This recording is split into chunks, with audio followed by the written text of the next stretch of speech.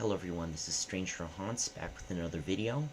I haven't posted really anything in what seems like forever, but I decided to come back by talking about Spirit Halloween's new lineup for this year because it appears that they added something for their whole Halfway to Halloween promotional event. So yeah, we have this 6.3 foot Rick Ratman animatronic, and by the looks of it, it seems to resemble some of Spirit's older zombie items. Whether it be Twilight Twitcher, the Lurching Zombie from 2014, even Flesh Eating Zombie, the original one. This prop, just in general, has this like very nostalgic, older Spirit vibe to it, which I really appreciate. And I know it's really early on into this year's lineup, but I feel like it's a very good, I don't know, I guess standpoint as to what we could expect later on once we get like the full-blown lineup, which I'm really hyped for. And what I'm wondering now is, where do we go from here? Because I know he's supposed to be like an online-only item. Although the thing is, I still wonder what this could mean for the rest of this year's lineup. Like, exactly what could this pave way for?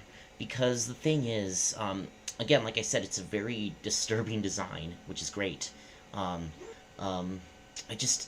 always liked these darker props, I guess you could call them, that just have these crazy, like, creative, but also, like, kind of disturbing concepts, because, you know, it's supposed to be about, you know, creating a scare, and just giving people a lasting experience on Halloween night, and I feel like this prop could really stand out in a haunt.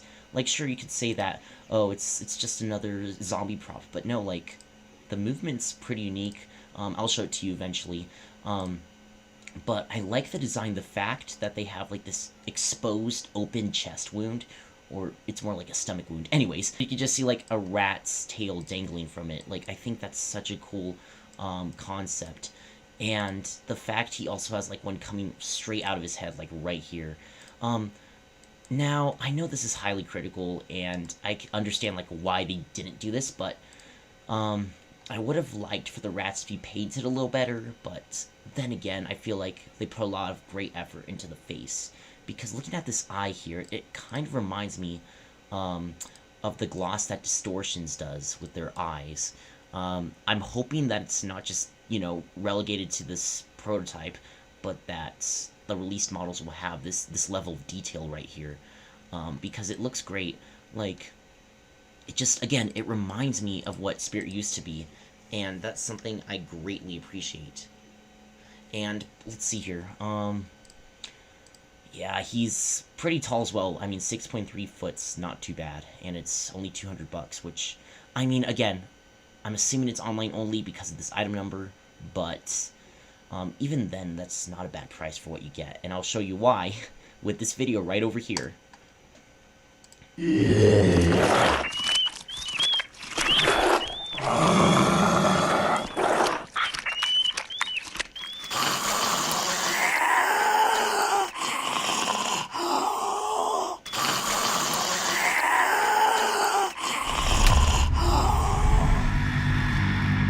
Nice.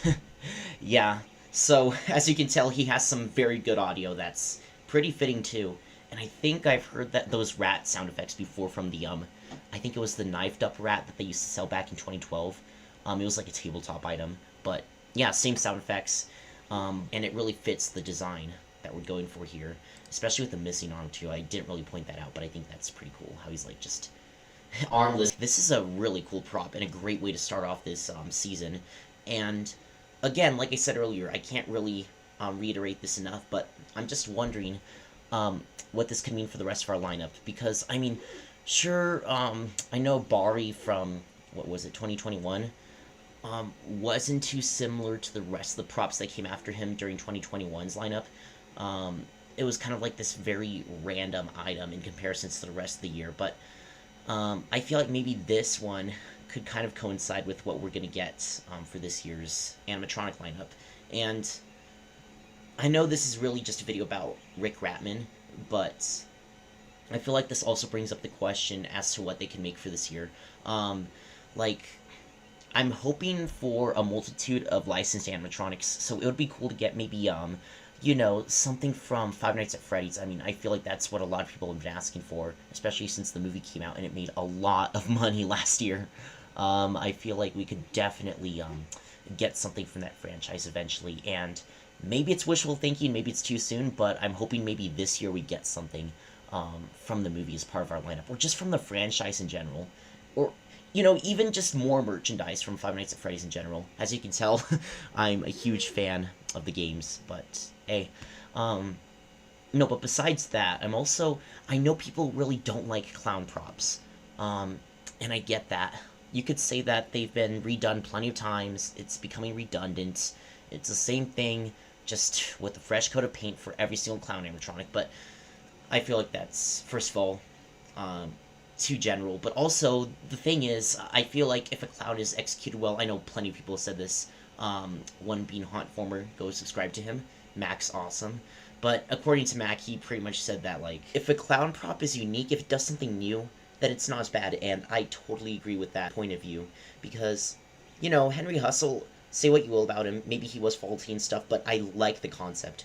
Um, and I like to see more clown props like that. Or Poor George from last year, and again, another unique clown. If we get stuff like that this year, then I wouldn't really complain.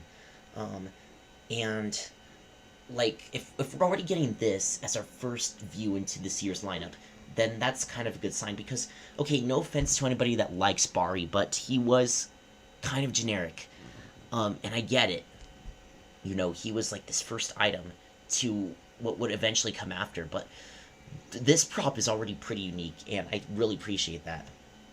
I know Clowning Around also came out as a flashback, but I don't really have much to say about him. I might eventually make another video talking about him for a little bit, but anyways, back to what I was saying about them making props for this year. The thing is, I would also like to see some nautical-themed items, kind of in lieu with what Lowe's is doing this year. Great stuff on their lineup, at least for the most part. There's a few props that I'm not too happy about, some being the Wednesday items, but that's besides the point. I'm also hoping that we maybe get something from, fingers crossed, maybe Hellraiser. The thing is, there hasn't really been anything for that franchise in a while that's been that noteworthy, so I feel like that's kind of an unrealistic expectation, but I would still love to see a new Pinhead animatronic. But to, like, sway myself away from the licensed territory, I would like to see maybe some more vampire props. I know plenty of people have been requesting those, and we've gotten some, which is great. But not only that, but also, like, just more bizarre design concepts, like Night Stalker, for example, or is it Death Stalker? Correct me in the comments below. I probably got that wrong, but you know what I mean. Like, I really appreciate these very out there design concepts for props, like, you know, just creating these weird creatures that are very memorable just off their designs alone, and I think that's fantastic whenever Spirit does that. But yeah, like, there's a lot of stuff that I would like to see for this year, and it's crazy to think that Flagship's grand opening is on, I believe, August 1st, so that's coming up pretty soon. But anyways, I know that was a pretty long video over just one prop, and I kind of went off on my own little tangent, but I just thought it would be cool to, you know, come back to YouTube, make another video, because, trust me, it's been a while since I last posted, and I've never posted really any videos with my voice, so that's quite the change. But I might also talk about the potential of having a circus theme this year, which I have quite a few thoughts on, but yeah. Also, if you're hearing something in the background, just have to bring this up. That's my 3D printer. I have 3 of those running right now. I have a whole farm going on here, and I'm making some stuff for, like, you know, cosplay projects and stuff. I had a spring trap in the works. It's mostly the mask for now, but I'll eventually get to finishing that once I have the money to afford more plastic for the 3D printer. But anyways, that was my video for today, and yeah,